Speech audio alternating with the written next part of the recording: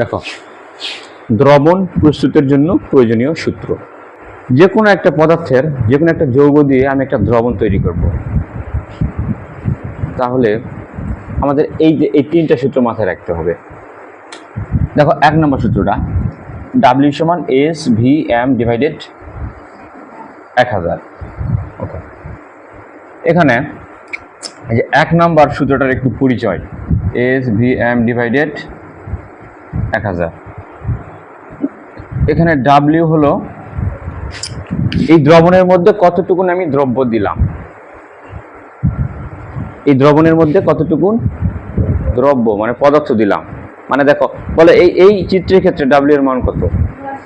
10 গ্রাম। Clear?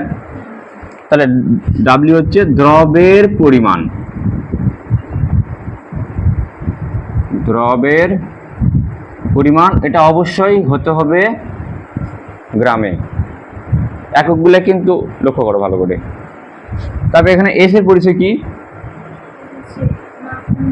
এটা আমরা জানি, আমরা এর আগে পড়ছি না, মোলারিটি। এস হচ্ছে ঘনমাত্রা। আর কে বাকি থাকলো? মনে হয় সবগুলোই আমরা জানি। এম কি? কিসের ভর? খালি ভর বললে তো ও শেষ। এম হচ্ছে আণবিক ভর। একটা কথা বলেই রাখি, দেখো, কোনো প্রশ্নে যদি চিত্রে যদি যৌগের নাম বলে দেয়, তার মানে আমি আণবিক ভর জানি, তার মানে আণবিক ভর এখানে দেওয়া আছে। দেখো পাইছো, ইনডাইরেক্টলি। ক্লিয়ার? ওকে, আণবিক ভর। আর কে থাকলো এখানে? ভি থাকলো। ভি হলো আয়তন। অবশ্যই আয়তনটা হতে হবে, মাথায় রেখো, অবশ্যই আয়তন হতে হবে মিলিলিটারে। লিটারে থাকলে হবে না, মিলিলিটার করতে হবে। ক্লিয়ার? দেখো, মনে করো এখানে 500 লিটার নাই, এখানে 5 লিটার দেওয়া আছে।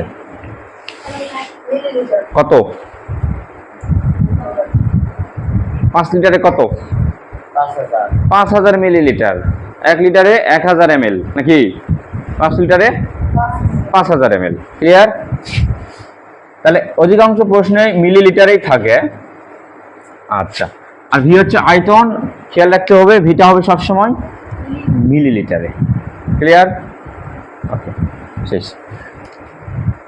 এটা আমাদের সাধারণ সূত্র। এটা W সমান SVM ডিভাইডেড 1000। 1000টা কেন দিচ্ছি? এই যে মিলিলিটারের কারণে। অঙ্কগুলো যে আমরা মিলিলিটারে করি, ওর কারণে এই 1000টা চলে আসলো। কিন্তু তারপরে দেখো, এটা সাধারণ সূত্র। আর এই যে নিচে 2 নম্বর যে সূত্রটা আছে না, এটাকে বলা হয় লঘুকরণ সূত্র। লঘুকরণ, লঘু মানে পাতলা। এই দ্রবণটা ঘন আছে। অনেক সময় দেখো না, তোমাদের বাড়িতে তোমাদের মায়েরা পিঠা তৈরি করার সময় আটা দিয়ে গোলার পর দেখা যায় যে খুব ঘন হয়ে গেছে। কি করে? পানি দিয়ে কি করে? পানি দিয়ে ঘন করে। পানি দিয়ে কি করে? জি না, পানি দিয়ে লঘু করে। আমরা রসায়নের স্টুডেন্ট না, আমরা পাতলা বলবো, কি বলবো? লঘু করে। ক্লিয়ার? ওকে, লঘুকরণ সূত্র মানে পাতলা করার সূত্র। বুঝতে পারিস? ওকে, তাহলে দেখো, সবসময় আয়তন আর ঘনমাত্রার গুণফল সবসময় সমান থাকে। তার মানে দেখো, লঘু করার ক্ষেত্রে আমাদের খেয়াল রাখতে হবে দ্রবণটা একই দ্রবণ থাকতে হবে। বুঝতে পারলে? মানে এই দ্রবণ এটাই, এর মধ্যে এক্সট্রা করে কি যোগ করবে? তুমি পানি যোগ করবে। দেখো, তাহলে আমরা একটু 2 নম্বর সূত্রটা একটু ভালো করে আরেকটু বোঝার চেষ্টা করি। মনে করো এই দ্রবণটাই, এটা খুব ঘন হয়েছে, আমি একটু পাতলা করলাম। পাতলা করলে আগে 500 ml ছিল, পানি দিলাম, তাহলে কত আয়তন কত হবে? আয়তন তাহলে আরো আমি 200 ml পানি যোগ করেছি, তাহলে আয়তন কত হবে? মনে করো 700 ml হয়ে গেল। আচ্ছা, ঘনমাত্রা এখানে ছিল S1, এখানে আয়তন ছিল V1, ঘনমাত্রা ছিল S1। এখন বলা তো আয়তন এবার কি হয়ে গেছে? V2। তাহলে ঘনমাত্রা কি আগের মতো থাকবে? ঘনত্ব তো আগের চেয়ে কমবে, কিছু একটা হবে তো, তাই না? সেটা কি হবে? সেটা হবে ঘনমাত্রা S2 হয়ে গেল। কিন্তু যাই হোক না কেন, এখানকার আয়তন আর এখানকার ঘনমাত্রার গুণফল, আর এখানকার আয়তন আর এখানকার ঘনমাত্রার গুণফল দুটো সবসময় সমান থাকবে। বুঝতে পারলে?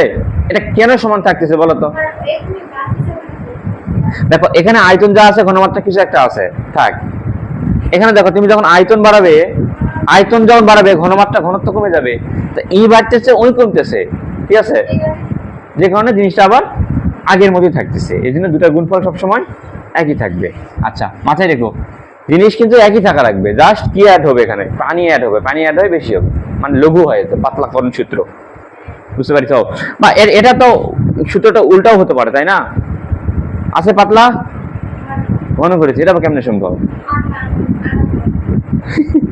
না, কোনো কিছু অ্যাড করা যাবে না এখানে, কোনো কিছু অ্যাড করা যাবে না এখানে, শুধু পানি, তাপ দিয়ে পানিটাকে আমরা শুকাবো, বুঝতে পারি তো? ওকে।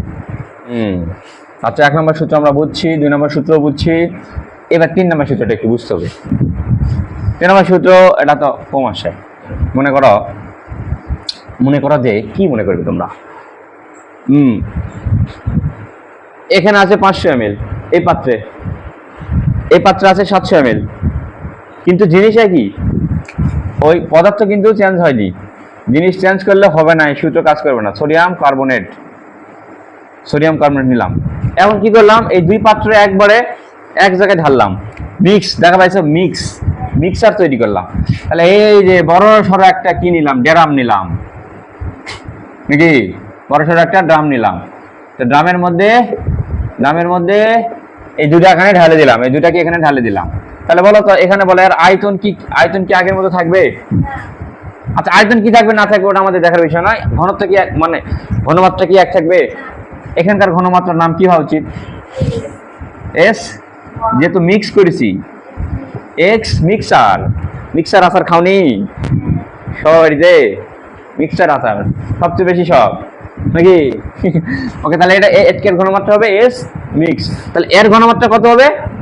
সেটা হবে, এই দেখো, V1 S1 গুণ করে plus V2 S2 divided V1 plus V2।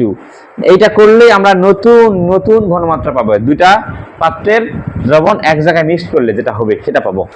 Clear সূত্র? ওকে, অসাধারণ। প্রশ্ন কিন্তু এই কথাটা বলবেই যে দ্রবণ, উমুক দ্রবণ তুমুক দ্রবণ কিভাবে প্রস্তুত করবে, এটা বললে আমাদের বুঝে নিতে হবে ডাব্লিউ এর মান বের করতে হবে। ক্লিয়ার? ডাব্লিউ মান বের করলে আমরা বলবো যে তাহলে ওই দ্রবণের মধ্যে ডাব্লিউ যেটা বের হবে, মনে করো 10 গ্রাম বের হলো, তার মানে ওই দ্রবণের মধ্যে 10 গ্রাম যেটা আছে সোডিয়াম কার্বনেট বলো, অ্যালুমিনিয়াম ক্লোরাইড, যেটাই যে লবণই দেখ না কেন, এত গ্রাম লবণটা দিতে হবে, দিয়ে একটা দ্রবণ প্রস্তুত করতে হবে।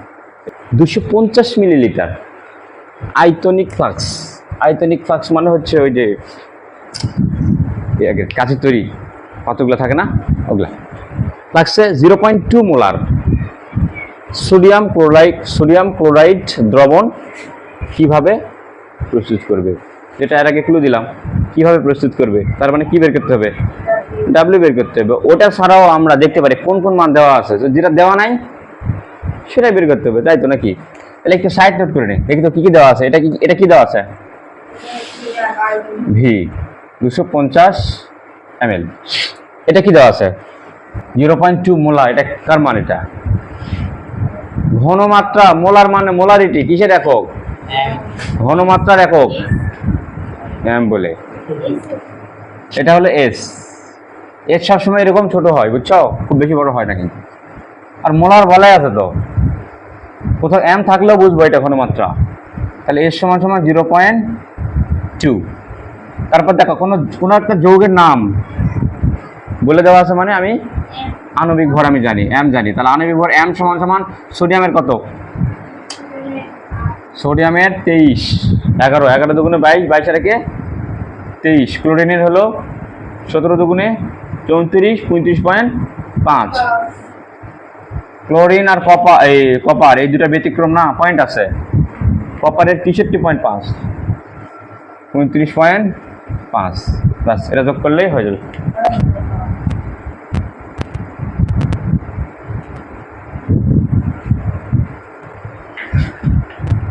ডাব্লিউ সমান ওয়াট? আমরা সূত্রটা কি বলতো?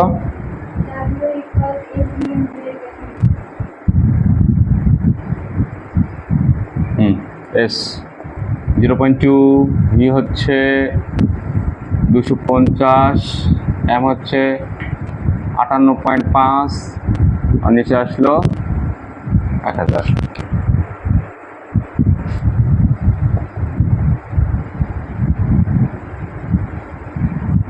তাহলে দেখো এটা উত্তরটা কিভাবে লিখবো। তাহলে উত্তরটা হবে 250 মিলিলিটার আয়তনিক ফ্লাক্সে 0.2 মোলার সোডিয়াম ক্লোরাইড দ্রবণ করার জন্য ওই দ্রবণের মধ্যে 2.925 এত গ্রাম সোডিয়াম ক্লোরাইড লবণ দ্রবীভূত করতে হবে। ঠিক আছে, বা দ্রবণের মধ্যে যদি শর্টকাট লিখতে চাও যে ওই দ্রবণের মধ্যে 2.925 এত গ্রাম সোডিয়াম ক্লোরাইড লবণ দ্রবীভূত করতে হবে। বুঝতে পারলে? ওই দ্রবণে 2.925 গ্রাম সোডিয়াম ক্লোরাইড লবণ দিতে হবে।